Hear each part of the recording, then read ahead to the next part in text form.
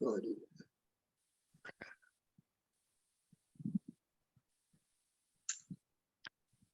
بالله من الشيطان الرجيم. بسم الله الرحمن الرحيم. الحمد لله رب العالمين، والصلاة والسلام على سيدنا محمد وعلى آله وصحبه أجمعين. سبحانك لا علم لنا إلا ما علمتنا إنك أنت العليم الحكيم. اللهم فقهنا في الدين وعلمنا التأويل. اللهم ربنا اشرح لنا صدورنا ويسر لنا أمورنا واحلل عقدة من ألسنتنا يفقه أقوالنا، ولا حول ولا قوة إلا بالله العلي العظيم. السلام عليكم ورحمة الله وبركاته. وعليكم السلام ورحمة الله تعالى وبركاته. Alhamdulillah, syukur kita kepada Allah Subhanahu wa taala, pada malam ini dapat kita insya-Allah teruskan lagi kelas asas tajwid al-Quran bersama kita murajaah dan juga kita saling mengingati hukum-hukum tajwid dan hukum-hukum membaca al-Quran secara bertajwid, seperti mana diajarkan oleh Nabi sallallahu alaihi wasallam kepada sahabatnya dan sampaikan kepada kita. Maka kita perlu selalu belajar, selalu kita ingat, selalu kita sebut, selalu kita masuk kelas, insya-Allah. Dengan cara itulah dapat kita perkemaskan lagi, perkukuhkan lagi, yakinkan diri dengan ilmu tajwid, dan dengan ilmu tajwid itulah dapatlah membantu kita membaca Al-Quran dengan baik dan sempurna, insya-Allah. Ilmu tajwid ini merupakan ilmu yang boleh dikira selalu bersama kita. Setiap masa lah boleh dikatakan. Setiap kali kita membaca Al-Quran, mesti nak kena pakai ataupun nak kena guna ilmu tajwid. Tak boleh pisah dengan hidup kita sebenarnya. Lagi-lagi kita sebagai seorang Muslim yang diwajibkan 5 waktu, 5 fardu setiap sehari semalam, maka dalam solat 5 waktu itu adanya bacaan yang fardu, bacaan yang wajib, yang kita mesti nak kena baca secara bertajwid. Sebab itu tajwid ini merupakan ilmu yang hampir dengan kita dan boleh dikatakan setiap masa kita perlukannya. Alhamdulillah, syukur kita kepada Allah Subhanahu wa taala yang berterusan kita dipilih antara ramai untuk senantiasa dan selalu bersama Al-Quran dan juga bersama tajwid Al-Quran, ilmu tajwid. Dan masya-Allah antara kita yang bersungguh, yang juga berminat, yang usaha dah boleh menguasai ilmu tajwid. Masya-Allah. Secara teorinya, secara kaedah-kaedahnya, masya-Allah bila ditanya dapat membezakan dan dapat menyebutkan satu persatu hukum-hukum tajwid. Itu syukur nikmat Allah Subhanahu Wa Taala dan ilmu yang Allah anugerahkan kepada semua yang mana berusaha dan dapat. Walaupun sedikit, walaupun sebanyak, yang penting kita ada usaha. Bila kita usaha, pasti insya-Allah dapat walaupun satu hukum, dua hukum, 3 hukum, ataupun separuh ilmu, ataupun sepenuhnya. Tentunya ilmu tajwid ini ada dalam dada kita. Jadi itulah nikmat dan juga rezeki yang Allah bagi kepada kita. Mungkin ramai yang tak dapat.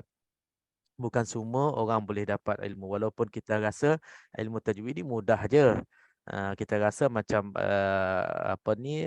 ilmu untuk macam waktu tadika dulu ataupun untuk budak-budak untuk belajar yang awal-awal nak belajar fardu ain, kita dah kira dah belajar dah pun. Tapi tak semua orang boleh kekalkan ataupun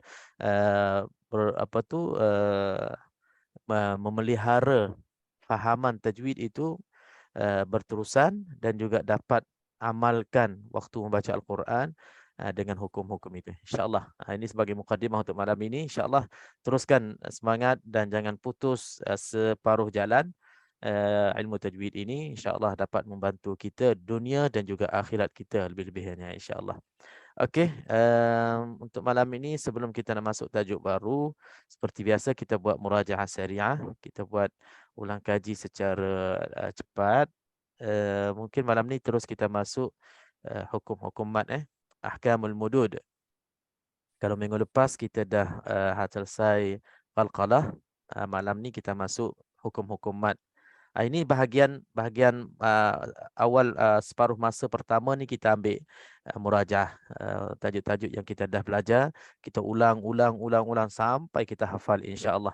Dan insya-Allah bahagian yang kedua nanti kita baru masuk tajuk baru untuk kita kupas dan juga kita jelaskan bersama. Okey, bila sebutnya mudud ataupun hukum-hukum mad, antara hukum yang wajib kita pastinya kita dan lazimnya kita faham sekiranya kita nak membaca Al-Quran secara bertajwid. Kita faham satu hal, satu tugas dan satu tanggungjawab kita sebagai seorang pembaca Al-Quran. Dan tugas yang keduanya, bila kita nak baca Al-Quran, kita nak sebutkan, uh, nak letakkan hukum-hukum itu di tempat yang betulnya, setiap huruf, setiap hukum, setiap ayatnya. Jadi insya-Allah banyak kerja, banyak pahala dan banyak kelebihannya insya-Allah. Okey, hukum-hukum mad ini antara hukum yang banyak dalam Al-Quran. Bila baca je boleh dikatakan setiap ayat ataupun setiap baris mesti adanya kaitan dengan hukum-hukum mad. Sebab itu penting hukum-hukum mad insya-Allah. Jadi kita cubalah faham dan cubalah kita insya-Allah sama-sama sebut sama-sama sampai kita lancar dan sampai kita faham betul-betul. Dan bila baca pula jangan kita kedudukan bacaan kita, kualiti bacaan kita dia mendata ataupun dia tak ada perubahan, ataupun kedudukan bacaan kita Al-Quranul Karim banyak silap daripada banyak betul. Banyak silap dari yang betul. Biar banyak betul, mungkin ada silap sikit-sedikit tu tak apalah. Dalam banyak mat, contohnya kita baca satu ayat ada 10 mat. Mungkin 8 mat kita, Masya Allah, mantap. Kita sebut hukum tu betul-betul ikut seperti mana yang kita belajar tajwid. Mungkin ada satu dua tertinggal, tertukar, termiss, itu tak ada masalah. Mungkin itu paling ringan lah bagi kita. Yang jangan kita terbalik pula. Ada 10 mat, 8 salah, semua terlanggar, tunggang terbalik. Mungkin satu dua pun itu kebetulan betul. Itu maknanya kita peringkat awal lagi lah. Tapi tak apa, insya-Allah. Selagi mana kita dalam proses belajar, banyak mana kurang sempurna berlaku dalam bacaan kita, insya-Allah dimaafkan. Yang penting sudi kita bersama dalam kelas tajwid, sama ada kelas saya ataupun mana-mana kelas, kita dikira kita masih belajar, insya-Allah. Kekurangan yang berlaku waktu kita proses belajar ini dimaafkan oleh Allah Subhanahu Wa Taala. Al-mad. Al-mad, bila sebut mad, maknanya italatus saut 'inda qira'atul Quran. Maknanya kita memanjangkan suara ketika membaca Al-Quran dengan kaedah ataupun syarat-syarat tertentu. Jadi dalam Al-Quran ada kalimah-kalimahnya, kita nak kena panjangkan suara kita, nafas kita. Jadi orang yang nafas panjang, Masya Allah, dia akan sempurnakan segala hukum-hukum mad. Yang kurang nafas, ya ada cara dia macam mana dia nak sempurnakan juga, insya-Allah. Okey, terus kita masuk ahkamul mad. Al-mad terbahagi kepada dua, dua yang besar, iaitu mad asli dan mad far'i. Antara mad asli dan mad far'i, insya-Allah tuan-tuan puan-puan insya-Allah dah boleh membezakan sebaik-baiknya, insya-Allah. Kita masuk mad asli dulu. Bila sebutnya mad asli, mad yang paling mudah, yang paling banyak dalam dunia ni dalam Al-Quran, paling banyak sekali mad asli dah ataupun mad tabi'i. Tapi hati-hati, walaupun mudah mad asli, walaupun senang kita nak kenal mad asli, walaupun senang juga kita nak baca kaedah mad asli yang dua harakat itu, tapi di sana masih ramai lagi di sanalah, jauh-jauh sana, pulau mana sana, masih ramai lagi mad asli itu tak sempurna. Walaupun dua harakat, walaupun mudah kita kenal, walaupun mudah kita nak baca sebenarnya, tapi masih kadang-kadang terkurang dua harakat ataupun terpanjang lebih daripada dua harakat. Okey, jadi boleh kita sama-sama ingatkan semula macam mana kita nak kenal mad asli ataupun mad tabi'i? Siapa boleh bagi kesimpulan ataupun rumusannya? Tafadhal. Okay, kita mula yang mudah dulu. Siapa boleh perkenalkan macam mana kita nak cerita kepada diri kita dan kepada semua mad asli ataupun mad tabi'i itu? Silakan. Mad asli. Ingat kelas kita bahagian masa yang pertama ni, separuh masa pertama ni adalah untuk kita berbual sesama, bagi peluang kepada sesama kita bercakap, bercerita ikut apa yang kita faham.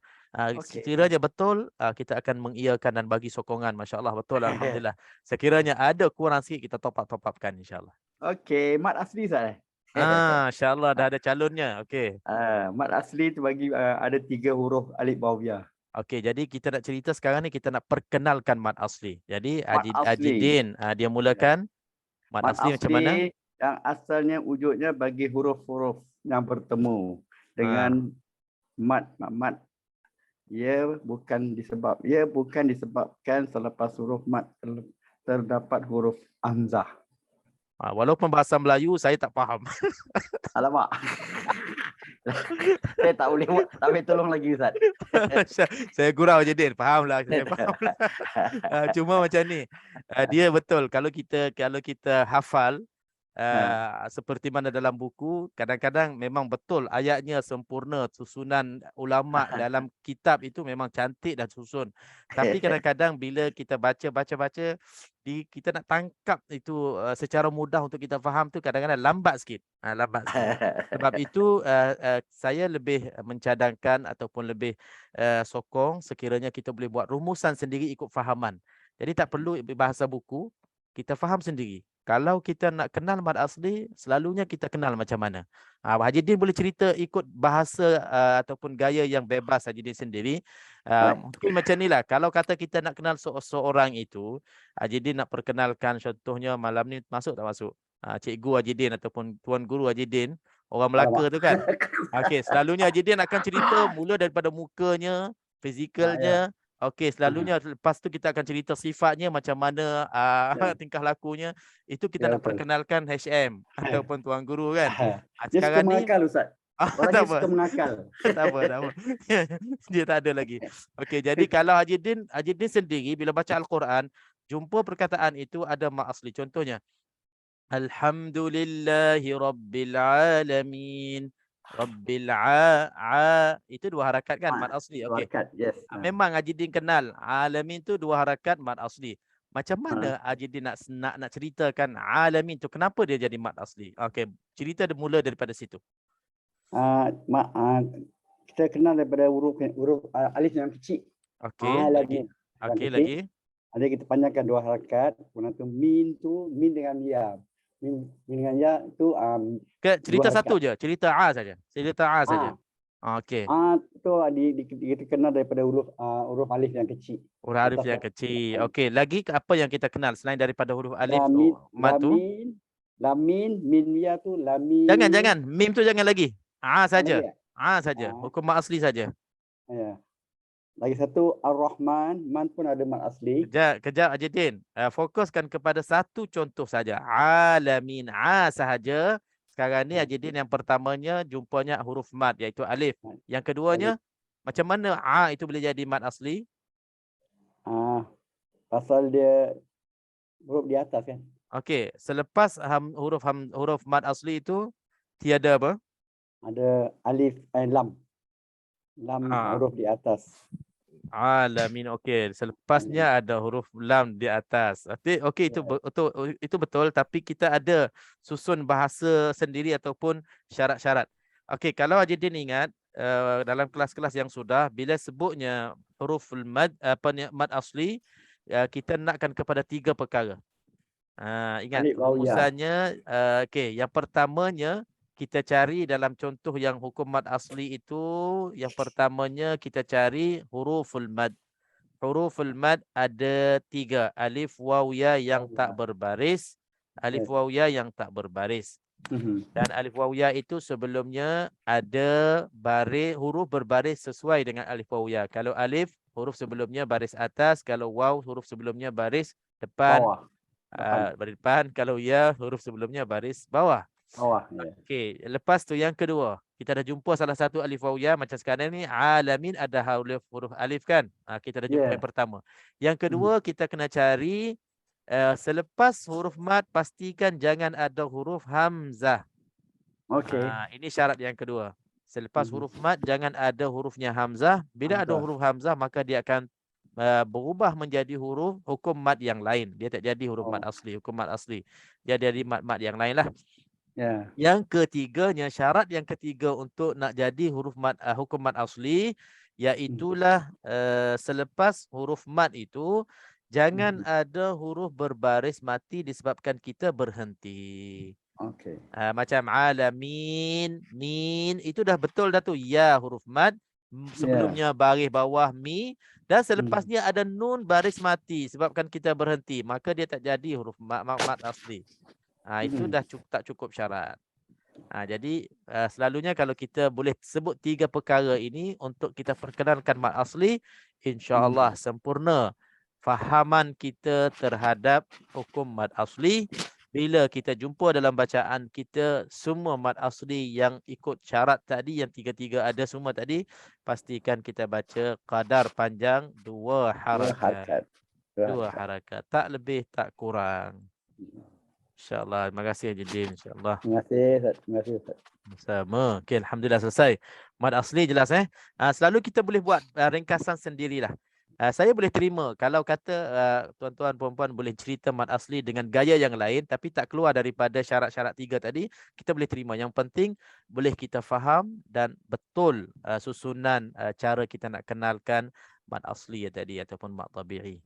Mungkin ada ustaz-ustaz lain ataupun kita pernah belajar di tempat yang lain, cara berbeza untuk kita kenal. Tapi saya ringkaskan 3 perkara tadilah. Untuk mad asli, kalau boleh faham dan boleh ingat 3 perkara tadi, insya-Allah selama-lamanya kita boleh jelaskan kepada orang. Bila kita boleh jelaskan kepada orang, dah tentunya kita sendiri dah betul-betul kenal dan dalam bacaan kita insya-Allah tak ada silap lagi untuk mad asli yang kita betul-betul faham tadi. Okey, insya-Allah saya agak mad asli ini antara mad yang paling awal sekali. InsyaAllah tak ada orang yang tak jelas ataupun tak kenal. InsyaAllah semua kenal. Okay, mad asli 2 harakah. Selesai. Masuk kepada mad far'i. Terus kita masuk mad far'i. Mad far'i maknanya selain daripada mad asli. Pecahan daripada mad asli. Mad far'i ini terbahagi kepada 2 bahagian besar. Yang pertamanya mad far'i yang sebabnya hamzah. Disebabkan ada huruf hamzah, maka sebahagian mad far'i hukumnya mad far'i yang kita akan kenal satu persatu.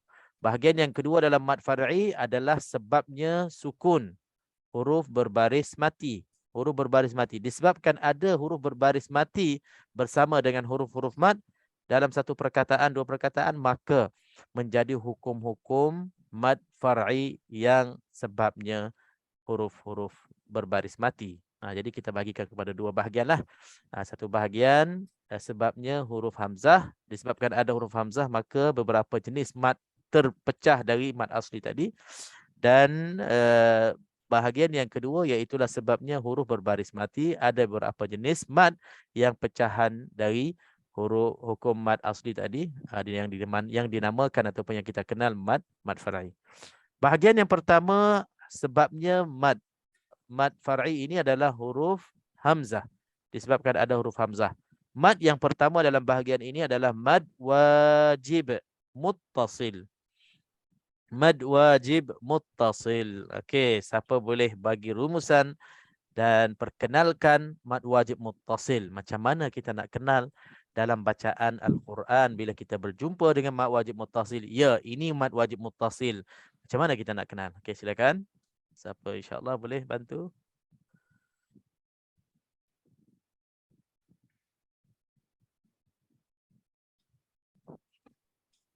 Okey, tak kira siapa-siapa boleh, muslim muslimah. Mad bersambung. Mad wajib mutasil. Mad bersambung Ustaz. Mad bersambung. Bersambung dalam satu perkataan. Kira-kira. Macam mana kita nak kenal tu? Okey, ada sama. Okey, Mak Ajidin lagi? Mak Ajidin nak cuba lagi? Okey. Izaja Ustaz. Suruh ayat. Okey, itu terus pergi kepada contoh, itu ringkas sangat. Cuba kalau boleh nak kenal juga macam mana syarat-syaratnya ataupun macam mana kita nak kenal tu. Kalau boleh kita mula daripada awal lah. Pertemuan dalam satu perkataan. Apa yang bertemu dengan siapa? Bertemu ni seperti mad wajib mutasil, iaitu Dia huruf kena mad. ada betul dah tu dia kena berlakunya pertemuan. Apa yang Betul. berlaku, apa yang bertemu dengan apa, baru keluarnya hukum, baru adanya contoh. Mad asli. Huruf mad berjumpa dengan hamzah. Mad asli ya. Okey, Haji fokus. Fokus Haji Ya. di sini yang bertemunya huruf-huruf mad, salah satu huruf mad alif waw ya yang tak berbaris, yang sebelumnya huruf-huruf berbaris sesuai dengan alif waw ya, bertemu dengan hamzah dalam Hamzah. satu perkataan. Okey. Kita nak bezakan itu sebab mad ni banyak jenis-jenis mad. Kita nak beza sedikit je, dia ada perbezaan sedikit-sedikit je. Macam mad wajib muttasil ini, yang pentingnya, yang pertamanya huruf mad bertemu dengan huruf hamzah. Yang keduanya dalam satu perkataan. Itu yang membezakan dengan yang lain. Huruf mad bertemu dengan hamzah, itu satu. Yang keduanya dalam satu perkataan. Jadi itu permulaan untuk kita nak perkenalkan hukum mad wajib muttasil. Okey, barulah kita pergi kepada maka terjadilah hukumnya mad wajib muttasil. Cara bacaannya ataupun qadar bacaannya kita boleh cerita 4 harakat, 5 harakat ketika di tengah bacaan dan 6 harakat ketika di hujung perkataan ataupun di hujung ayat yang kita baca ataupun ketika kita berhenti. Okey, pastikan huruf mad bertemu dengan hamzah dalam satu perkataan. Okey, barulah Haji Din bagi contoh. Idza jaa nasru jaa. Itulah contoh untuk mad wajib muttasil. Jelas ya? Wajib sebabnya tak kurang daripada 4 harakat, itu yang diistilahkan wajib. Muttasil maknanya bersambungnya huruf mad dengan hamzah dalam satu perkataan. Itu istilah ataupun gelaran bagi mad wajib muttasil. Okey, selesai. Dalam Al-Quran banyak juga mad wajib muttasil. Dan bila sampai mad wajib muttasil, bila kita baca dalam ayat itu wajib, ada mad wajib, maka bersedialah dengan nafas yang cukup.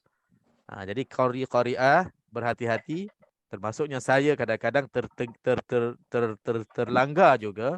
Bila kita tak prepare dengan nafas yang cukup, kadang-kadang kita pancit. Kita akan tak cukup nafas. Bila tak cukup nafas, kadang-kadang kita terpaksa korbankan. Jadi yang 4 harakat mungkin tak sampai 4 harakat. Lepas tu hukum-hukum yang lain juga mungkin terjejas sama. Dengung-dengung pun tak cukup 2 harakat. Ya, banyak benda yang akan tumpang kurang sempurna. Dia akan memberi kesan yang tak baik kepada hukum-hukum yang lain. Sebab itu kita kenal nafas kita. Bila ada mad wajib, jangan kita tarik panjang. Berhentilah sebelum sampai mad wajib, maka patah balik dengan nafas yang baru, sambung balik. Itu cara kita nak baca dengan baik waktu kita nak jaga-jaga hukum-hukum mad. Okey, alhamdulillah selesai. Hukum yang kedua. Hukum yang ketiga kita masuk mad jaiz munfasil. Malam ni kita cuba habiskan bahagian yang huruf-huruf hukum-hukum mad far'i yang sebabnya hamzah. Okey, mad jaiz munfasil. Bila sebut jaiz munfasil, macam mana kita nak kenal pula, nak bezakan antara mad jaiz munfasil dengan mad wajib muttasil dengan mad asli yang kita dah kenalkan dua tadi. Okey, silakan. Siapa boleh? Ustaz, huruf mad bertemu hamzah dalam 2 kalimah. Okey, yang pertamanya huruf mad. Bila sebut huruf mad, alif waw ya yang tak berbaris lah. Lepas tu bertemu dengan hamzah dalam 2 kalimah. 2 kalimah. Dalam 2 perkataan. Maksudnya huruf-huruf mad di hujung perkataan yang pertama, di akhir perkataan yang pertama, dan huruf hamzah pula di awal perkataan yang kedua. Itu untuk kita nak perkenalkan mad jaiz munfasil. Yang membezakan antara munfasil dengan muttasil, antara mad jaiz dengan mad wajib. Mad wajib tadi satu perkataan. Mad jaiz pula 2 perkataan. 2 perkataan. Itu yang membezakan. Lagi sebagai sambungan kepada penjelasan tadi, kita perlu berapa kadar bacaannya? Panjangnya berapa? 4 atau 5. Okey, dalam bacaan kita 4 ataupun 5 harakat. Itu saja dalam bacaan kita 4 ataupun 5 harakat. Ada yang boleh baca 2 dan ada boleh baca 6. Itu dalam bacaan-bacaan yang lain lah. Jadi kita fokus, kita ambil cara bacaan kita 4 ataupun 5 harakat. Okey. Jadi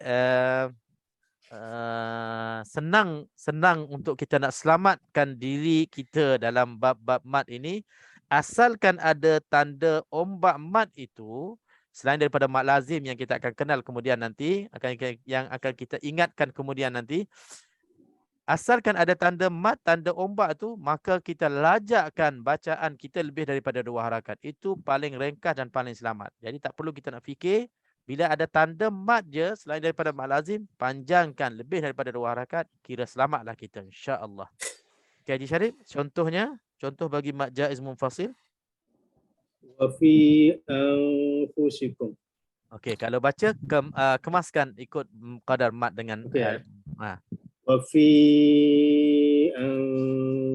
anfusikum. Okey, alhamdulillah. Itulah sebutannya yang betul, wa fi anfusikum, 4 harakat dan kita raikan dengung-dengung yang ada pada ayat yang kita baca. Barulah kena dengan cara kita belajar tajwid ni, insya-Allah ya. Okey, kita panjangkan fi itu 4 harakat. Jadi sebabnya mat jaiz munfasil dan yang keduanya ada tanda ombak tu. Jadi senang ceritanya, bila kita ada cara tu, ada dalam bacaan dan ada dalam ayat kita, maka kita panjangkan, kita lajakkan lebih daripada mat asli ataupun qadar mat tabi'i yang 2 harakat.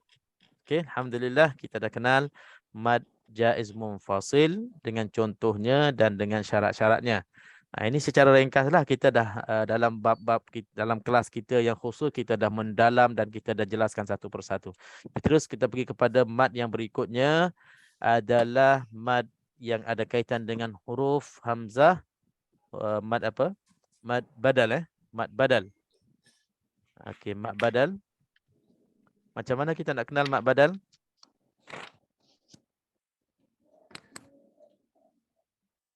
Okey, silakan. Siapa boleh bagi penjelasan rumusan mat badal secara mudah?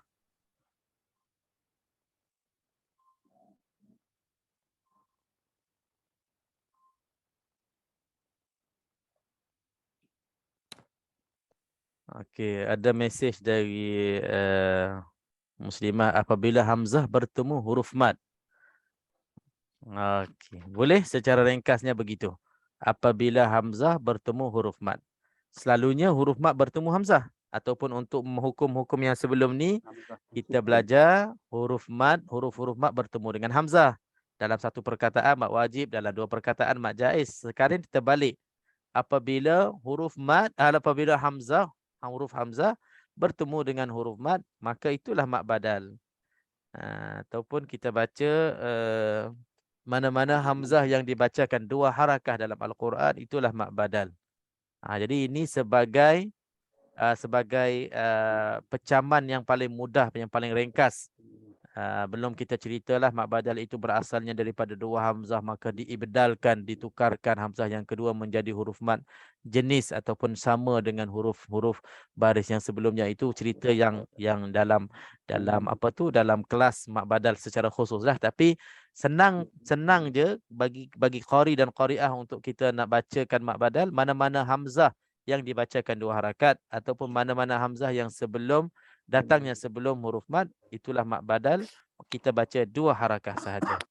Amanu, imana, utu. InsyaAllah mat badal tak ada masalah dalam bacaan kita, sebab hanya dibacakan 2 harakah dan secara mudahnya, insyaAllah. Kalau tengok secara kasarnya, dia sama dan hampir sama dengan mat asli, mat tabi'i. Dia punya syarat-syaratnya. Cuma disebabkan dia mula dengan hamzah, maka dikhususkan dengan nama mat badal, sebab pada asal perkataan itu adalah 2 hamzah, bukannya 1 hamzah. Okey, habis. Alhamdulillah.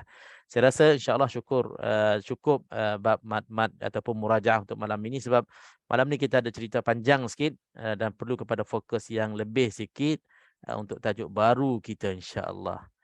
Okey, kita ambil masa lebih sikit, awal sikit ya. Kita ambil masa lebih awal sikit untuk kita nak habiskan malam ni, insya-Allah,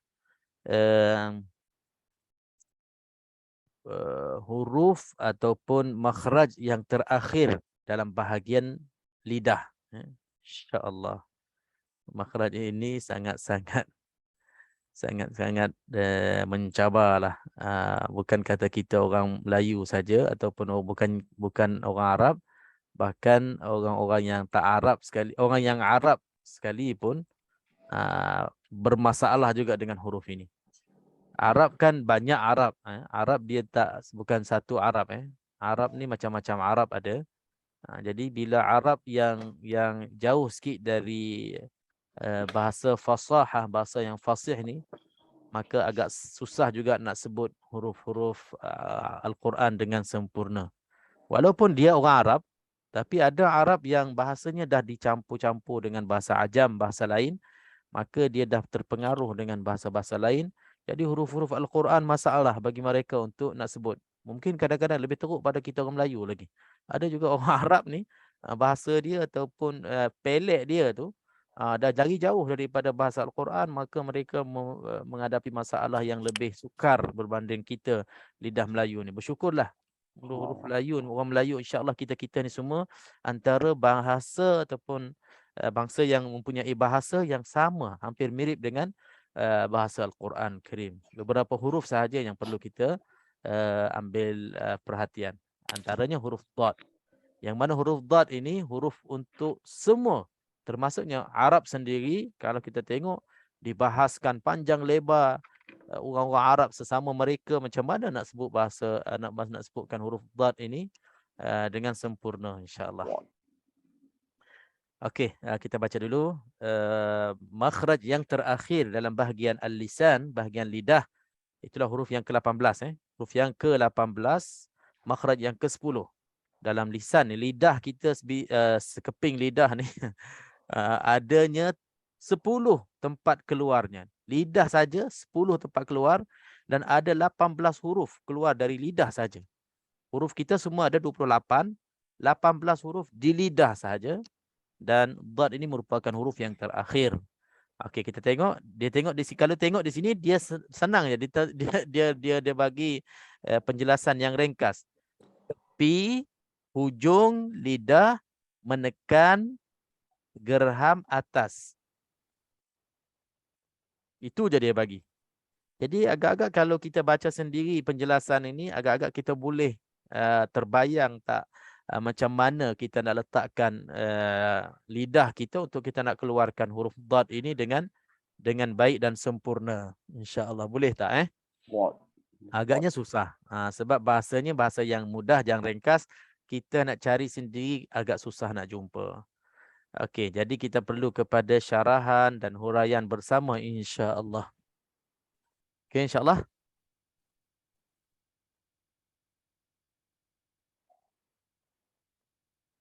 Okey, insya-Allah kita akan teruskan juga. Macam mana? Dad, tempat keluarnya di tepi hujung lidah, menekan geraham atas. Okey.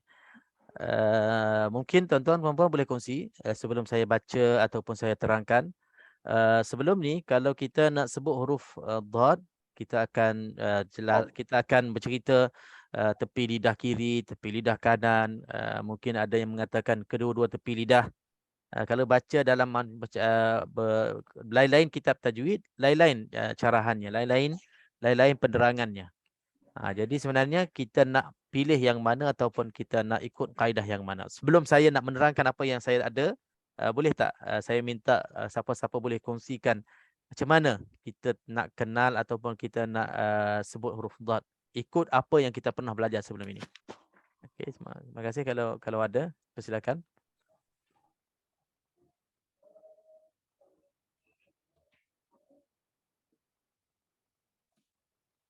Kita kira siapa boleh, persilakan. Tepi lidah, Ustaz. Tepi lidah rapatkan dengan gerham. Okey, macam mana? Tepi lidah dirapatkan kanan atau kiri lah. Okey, jadi kalau dah tepi lidah satu, rapatkan gerham. Gigi gerham. Gigi gerham kita sebelah mana? Sebelah kiri ke sebelah kanan? Jadi sekatilah, kanan atau boleh kanan atau kiri. Ya, sebelah kiri ya. Okey, jadi Haji Din pilih kiri, Haji Ismail, Abang Is kita pilih kiri ataupun kanan. Kedua-dua dia guna.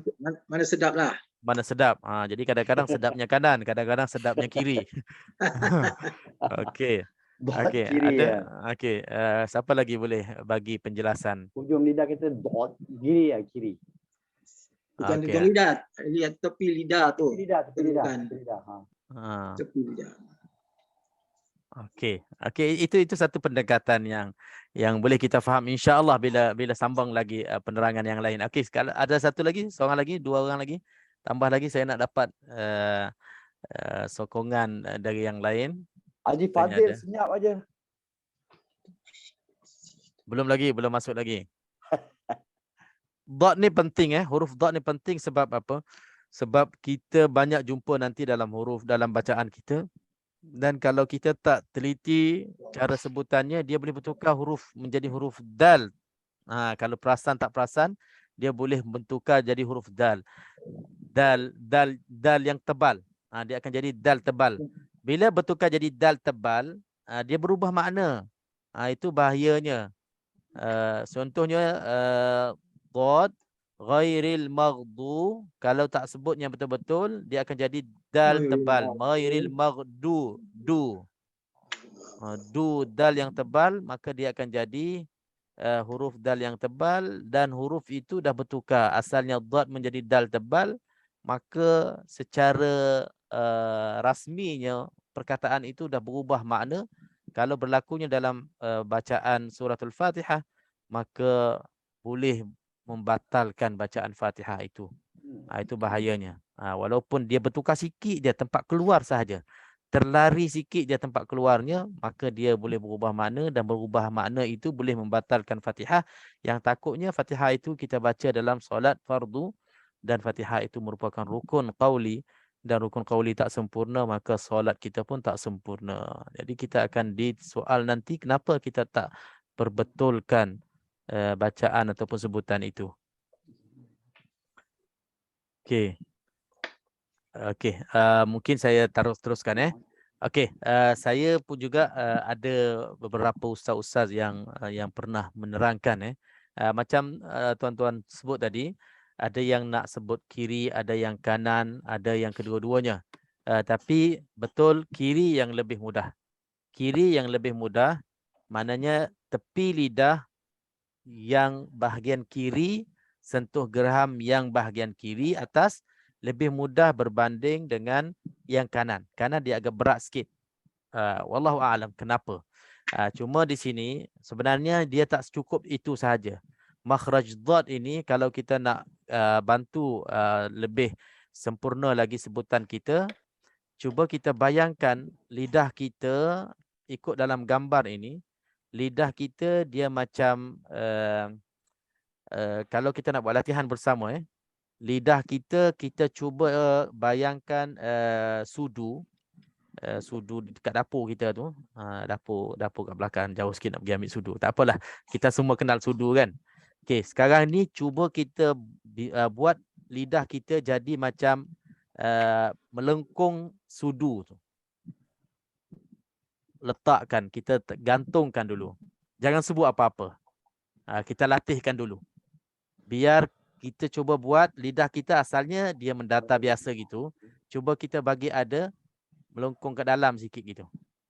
Taq'irul al-mil'aqah. Kita buat jadi macam ada melengkung ini, macam ada lubang sikit. Kan ini sudu, bentuk sudu. Letakkan, gantungkan lidah kita. Okey. Dia perlukan itu. Perlukan lidah yang adanya macam lubang sikit, melengkung sikit, itu perlu. Itu yang paling susah. Kalau kita boleh latihkan lidah kita jadi macam tu, barulah kita angkat bahagian depan lidah kita ini sentuh di bahagian belakang gigi atas kita. Jangan sebut apa-apa, kita buat biar lidah kita jadi macam sudu, angkat bahagian depan itu sentuh bahagian gigi belakang gigi atas gusi bahagian gigi atas tu kita boleh sentuh.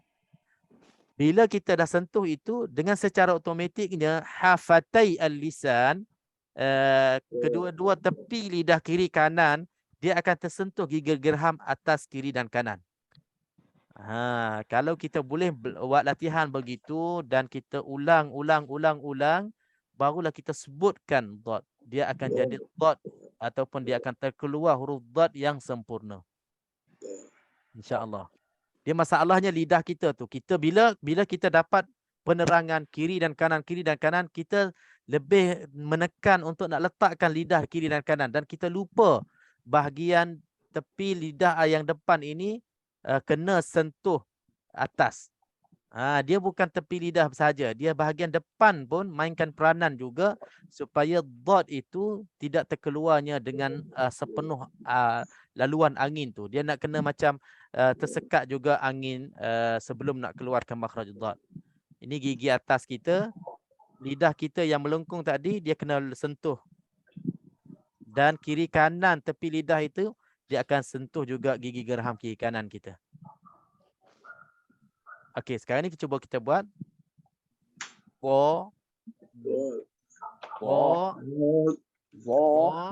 sama juga latihan kita kena buat yang sama. Dot, matikan dot, sebut. Matikan dot. Okey.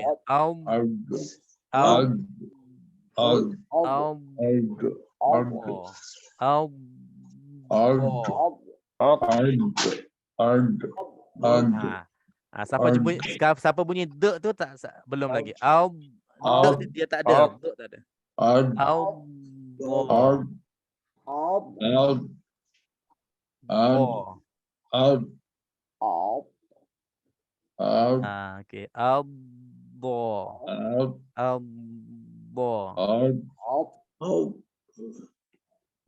Okey. Okey, jadi kembali kepada syarahan kita, penjelasan kita. Kalau dulu saya pun sama juga, saya akan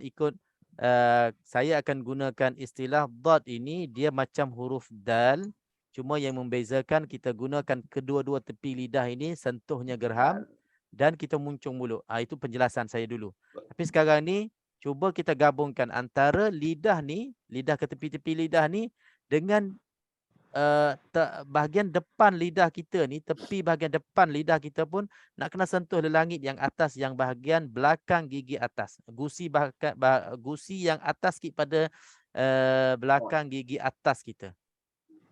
Itu tempat dia. Bila kita gabungkan ketiga-tiga cara ini, ketiga-tiga kerja ini, maka dia akan keluarnya huruf dot di tempatnya dan dia akan tidak menyerupai makhraj huruf dal. Okey,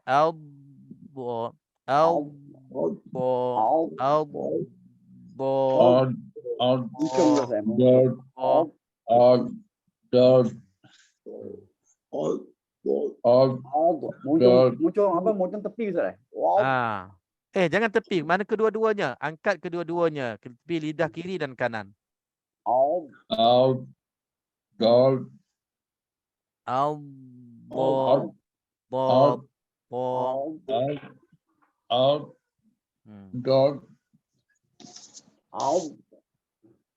Ustaz, jadi pipi kita kiri kanan kempis kan kenakan lidah Ya. Bila istilahnya bila kita dah kembangkan lidah kita macam sudu tadi kan, itu secara automatiknya pipi dia macam pipi kita, kedua-dua pipi kita macam dia ada kembung sikit. Dia macam kita tertahan angin belum nak sebutnya huruf. Itu mustahaknya. Jadi kalau tak buat macam tu, dia akan jadi huruf dad yang tipis, tak cukup sifat, ataupun dia akan menyerupai huruf dal yang tebal. Dal yang tebal pun dia tak sempurna juga. Jadi seolah-olah kita dah tukar huruf.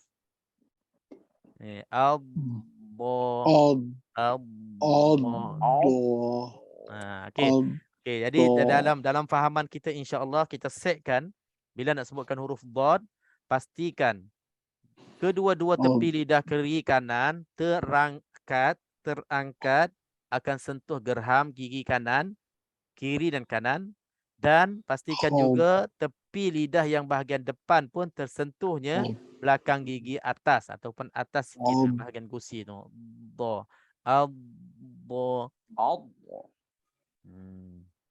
Dan juga dalam huruf dad ini jaga-jaga tak kira huruf dad ini berbaris ataupun tidak berbaris. Maksudnya huruf dad ini lagi-lagilah kalau berbaris mati, jaga-jaga jangan adakan lantunan. Jangan terlantun, akan jadi macam ada qalqalah. Itu salah. tak boleh. Duk tu kita kena jaga yang itu. Pastikan jangan ada qalqalah ataupun lantunan itu. Oh, Ah, faham. boleh ya? InsyaAllah. InsyaAllah kita kena buat latihan lah. Sementara kita nak dapatkan sebutan yang fasih, buat latihan insyaAllah dalam bacaan kita, insyaAllah kita boleh rasa. Yang pentingnya dot itu tebalkan, jangan lantun, dan tepi lidah kiri kanan kena sentuh gerham atas, dan juga tepi lidah bahagian depan pun kena sentuh bahagian gigi belakang gigi yang atas juga, insyaAllah. Okey, alhamdulillah boleh jelas ya. InsyaAllah kita boleh cuba buat latihan bersama. Contohnya kita ambil huruf dalam surah Al-Fatihah lah. Ghairil maghdubi alaihim waladdallin. Malam ni kita ambil ghairil maghdubi alaihim waladdallin, kedua-dua dot dalam ayat yang ketujuh. Sebahagian ayat ketujuh ini kita bagi kepada sesiapa yang nak mencuba. Ambil daripada ghairil maghdubi alaihim waladdallin. Okey. Kita nak dengar siapa-siapa yang nak mencuba baca, dan kita cuba perhatikan makhraj dad bersama. Okay, siapa nak cuba dulu? Saya Silakan. try Ustaz. InsyaAllah. Okey, silakan. Ghairil maghdubi Ustaz Ha. A'udzubillahi minasyaitonir rajim. Bismillahirrahmanirrahim. Ghairil maghdubi alaihim waladdallin.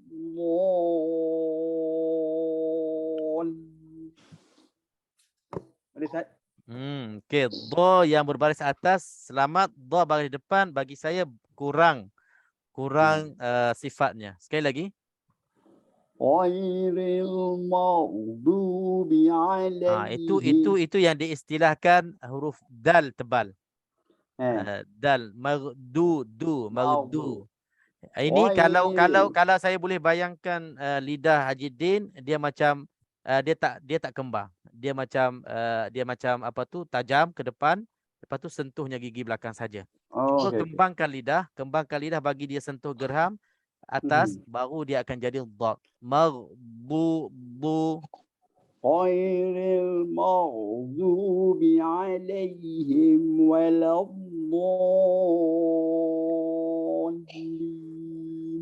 Okey, dah okey sikit. Tapi belum dapat yang betul-betul.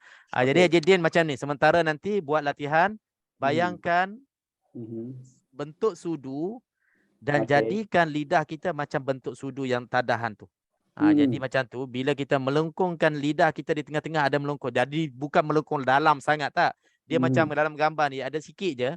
Jadi bila kita itu secara automatiknya hafatai al-lisan, tepi lidah kiri kanan, dia akan naik bila kita nak sentuh bahagian gusi atas tu, ke tepi, ke kedua-dua tepi lidah kiri kanan itu dia akan tersentuh gerham atas kita. Maka dia akan sempurna. InsyaAllah.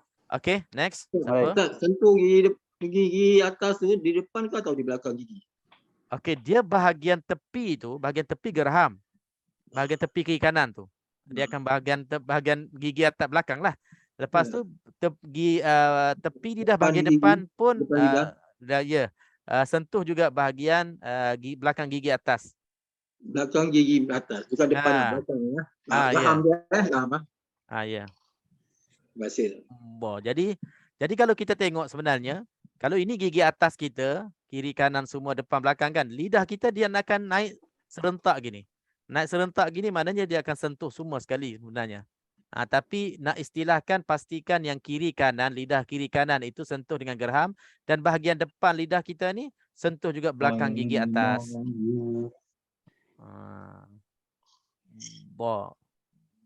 Okey, kita cuba buat. Okey, kita boleh bayangkan tu lidah kita dah melekat di tempat yang mana.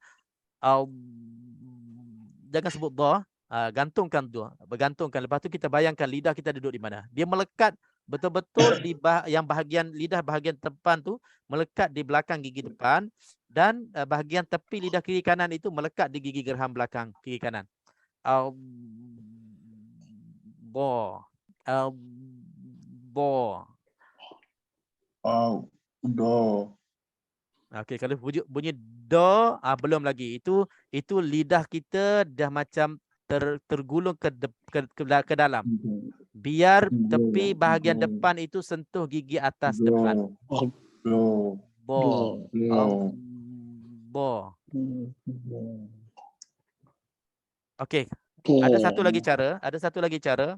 Sekiranya kita belum lagi mahir untuk kita nak latihkan, sementara kita nak buat latihan ini, kita boleh selamatkan dot kita dengan kita keluarkan gigi kepala lidah macam huruf ta, to, da. Macam tu, cuma kita muncung mulut sikit, bibir mulut untuk kita tebalkan. Bo. Bo. Saya tak untuk kita nak elakkan gigi lidah kita tergulung ataupun terkebelakang. Bila ke dalam terbelakang, dia akan jadi do. Do itu dah confirmnya nak jadi do. Sekurang-kurangnya bila kita sentuh gigi depan ataupun kita gigi kepala lidah kita, dia akan selamat daripada tergulungnya gigi ke dalam, lidah ke dalam. Bo. Bo. Ini bagi orang yang belum lagi dapat buat latihan seperti mana penjelasan yang awal tadi. Tapi penjelasan yang awal tadi itu yang originalnya, itu yang sahihnya, yang betulnya kita letakkan hujung tepi lidah depan sentuh di belakang gigi atas dan kedua-dua tepi lidah kiri kanan ini terangkat tersentuhnya geraham kiri dan kanan atas juga. Serentak kita buat macam tu, insya-Allah bila kita tebuknya keluarnya suara dari dalam kita ni, laluan nafas kita, dia akan dapat huruf dad yang sempurna. Okey, satu lagi, siapa lagi boleh nak mencuba ghairil maghdu? Okey, silakan. Ghairil maghdubi alaihim waladdallin.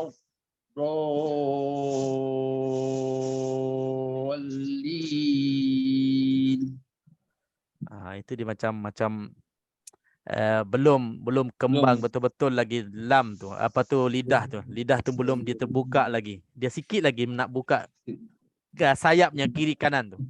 Tak apa, kena buat latihan insya-Allah. Okey, ini bagi saya disebabkan huruf dad ini memang antara huruf yang paling susah, memang paling susah.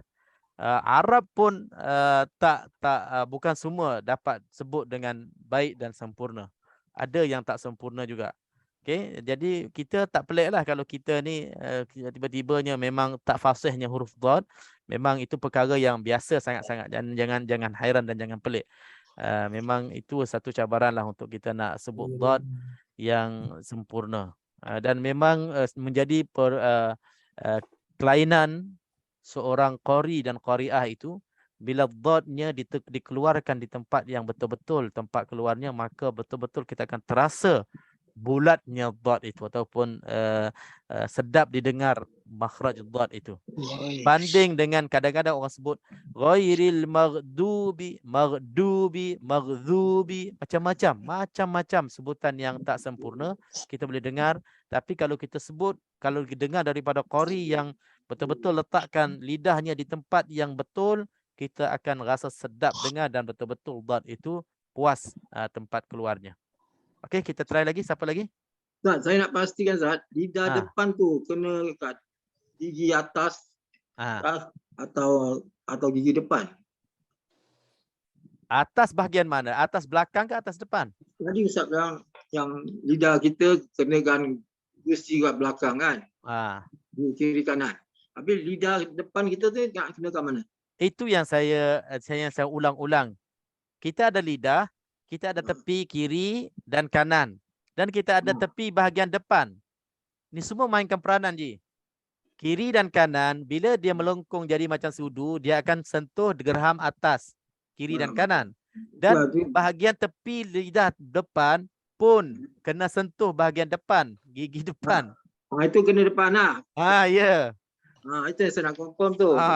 Jadi kalau sekarang ni kalau nak jelaskan, kita ada 3 bahagian lidah. Bahagian depan pun sentuh bahagian belakang gigi atas, dan bahagian kiri dan kanan pun dia kembang, dia akan sentuh geraham yang bahagian atas. Jadi 3 bahagian lidah kena mainkan peranan dan tersentuh 3 bahagian gigi, bahagian depan gigi, bahagian kiri kanan gigi geraham tu.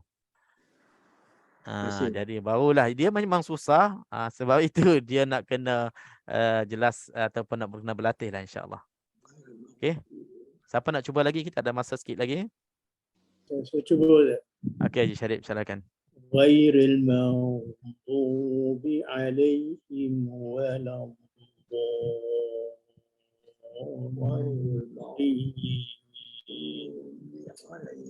Okey, sekali lagi saya mute-kan ni. Okey, sekali lagi. Ghairil maghdubi alaihim waladdallin.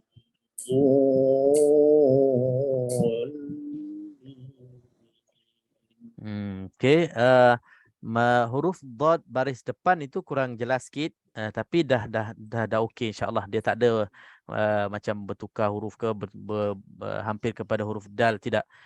Cuma nak kena kuat sikit lagi sebutan itu.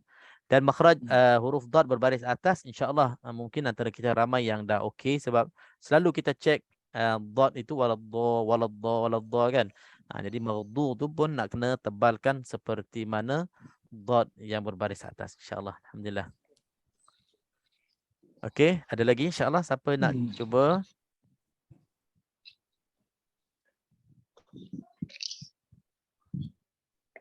Saya cuba Ustaz. Okey, silakan. Ghairil maghdubi alaihim waladdallin.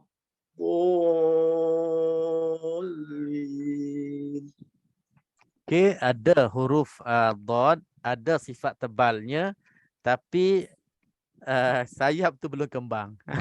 Lidah kiri kanan itu saya boleh rasalah dia belum kembang dan menyentuh bahagian gigi atas kiri dan kanan. Aku cukupkan ya. Dia bukan kita muncung mulut kita ke depan untuk kita nak sentuhkan bahagian depan saja, tidak. Kita nak depan pun sentuh, kiri kanan pun sentuh. Ini cara yang kita pilih, cara yang paling mudah, cara yang paling insya-Allah terbaiklah untuk kita sebut dad. Ada nanti guru-guru kita mungkin dia kata ke kiri lebih, ke kanan lebih, tapi tak apa, kita pilih yang mana-mana yang lebih mudah, yang lebih sempurna sebutan, asalkan jangan bertukar dengan huruf lain. Okey, insya-Allah untuk malam ni mungkin kita boleh ambil huruf dad ini sebagai latihan kita. Boleh kita berlatih dan kita boleh buat secara kita insya-Allah perlahan-lahan. Nanti insya-Allah dalam bacaan kita akan terbayanglah apa yang kita kongsi, apa yang kita cuba perjelaskan dalam perbincangan kita malam ini. Insya-Allah huruf dad kita bertambah sempurna sebutannya dan makhrajnya bertambah okey dan baik insya-Allah. Okey, ada apa-apa pertanyaan sebelum kita tutup majlis dan kelas kita?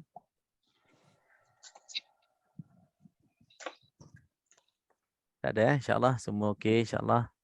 Mudah-mudahan perkongsian kita pada malam ini bertambah lagi ilmu tajwid kita bertambah jelas lagi insya-Allah.